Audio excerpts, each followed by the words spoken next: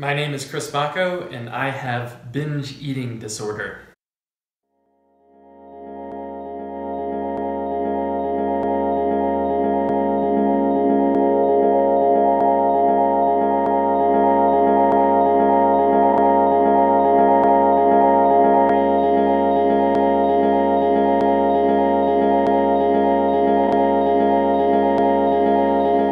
Now, this will not be the funniest or lighthearted of episodes, but I actually wanted to talk about something serious today. I honestly don't know if this is ever gonna see the light of day. Hopefully, by sharing my story, you'll get to know me a little bit more, find out that athletes are a bit more vulnerable than you'd expect, and also hopefully commiserate with any sort of issues that you may be having and start a dialogue here. For as long as I can remember, I have had some tendencies to eat a little bit more than was always necessary. Sometimes this was for sport.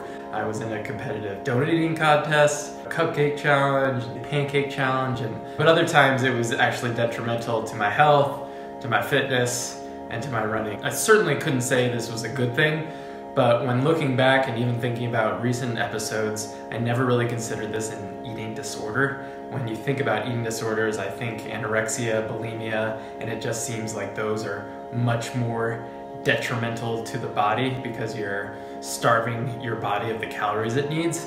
For a runner, it's probably better to err on the side of too much rather than too little, but what I was doing was not healthy at all. And I never really gave myself a chance to step back and evaluate why this was happening and address it. It was very clear that when things were going well and I was in good spirits, the tendency to do this kind of disappeared. But in times of struggling, when running wasn't going well, when work wasn't going well, when the lady front was not particularly positive, that's when I resorted to these weird eating habits. And it's hard to describe what exactly those habits look like. It was like get home, begin eating food like a normal dinner, but then have a second dinner, and then a third dinner.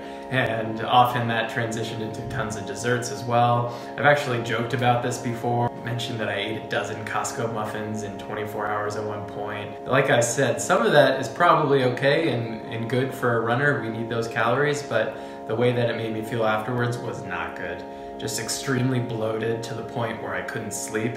And when you can't sleep, it makes it hard to wake up the next day for work and for running. Running felt terrible. There's almost certainly a bathroom break or two on each run. And it's just a really terrible cycle that I got myself into. And the reason that I'm talking about this now is that 6 weeks ago, I finally said, hey, let's be proactive and do something about this, and made an appointment at an eating disorder clinic. The footage that I'll share after this goes into a bit more detail about my thinking there. It's something that my brother has actually been really good about encouraging me to do, and I've just never been a particular believer in it. I still don't think I'm completely sold on the benefits of it. I did sign up for the appointment, I went to this consultation, and I planned to then meet with a therapist moving forward. But thinking about it more, I really thought that this had to come from me and I had to fix this. And yes, talking to somebody about it would be helpful. I think I expected in that consultation that they'd come up with a checklist of things that can be done when you run into these situations, but I didn't get that right away. And so I decided to take a different approach and give myself one more shot at fixing this on my own. Since March 14th or 15th when I had that consultation, things have gone remarkably better. I don't know what the perfect thing was that has really helped me here, but I think it's mostly just been awareness. I had no idea this was even a disease until I had read about it in a cycling magazine just a couple months prior to that. I knew that I didn't enjoy the lack of control here. Two is understanding where it's coming from, and surprise, surprise, it's generally from stress. Figuring out different outlets for that stress is something that I'm still working on. When I get home from work, I'm feeling exhausted.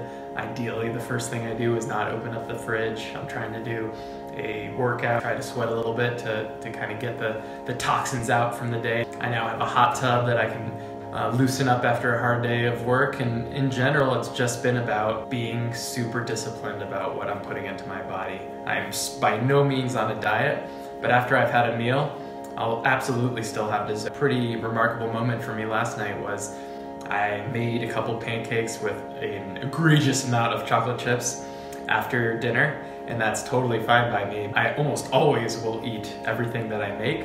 And last night I decided after one, you know what, I'm kind of full. I don't need the second one, and put the second away, had it as a nice treat when I woke up in the morning. And then the other thing is just relying on friends. The more that you lock yourself inside your apartment, the higher the likelihood is that something bad could happen. Just trying to get out more to break up the routine of wake up, run, work, home, and having some time away from my kitchen, away from my fridge and the pantry definitely removes a little bit of that temptation.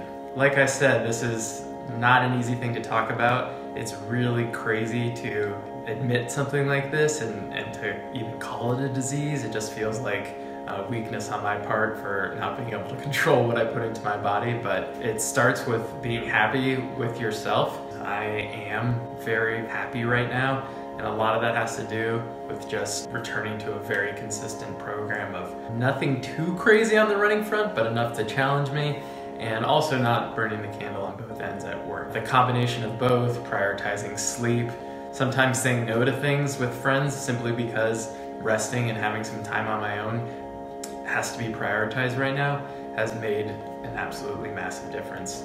I wish I had talked to more people about it. Really my brother first, and then more recently my coach.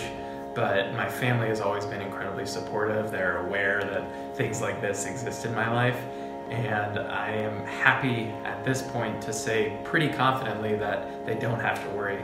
I know that there's a chance that a recurrence will come back. It seems impossible at this moment just because things seem to be going so well, but I do need to be constantly vigilant about the possibility that this comes back. I don't think this is something that goes away, but the longer I can go without resorting to these old tendencies, the less likely it will happen again in the future. Really excited that I've kind of turned a page in the Chris Mocko story. I really hope that I share this at some point. This is, like I said, super difficult to talk about. Would love to open up a dialogue here. Feel free to message me directly if you have any questions or have faced similar issues. That's all I've got right now. Again, really happy to be where I am at the end of April. Hopefully we'll have more check-ins like this in the future. As long as I'm continuing to post content, you have to believe that I'm in a pretty good state, because it takes quite a bit of positivity to put these videos out every week. I think you guys are a really awesome community of folks, or else I wouldn't be sharing this, and I hope this reaches you in some special way. All right, back to some lighthearted stuff next week. Take care, guys.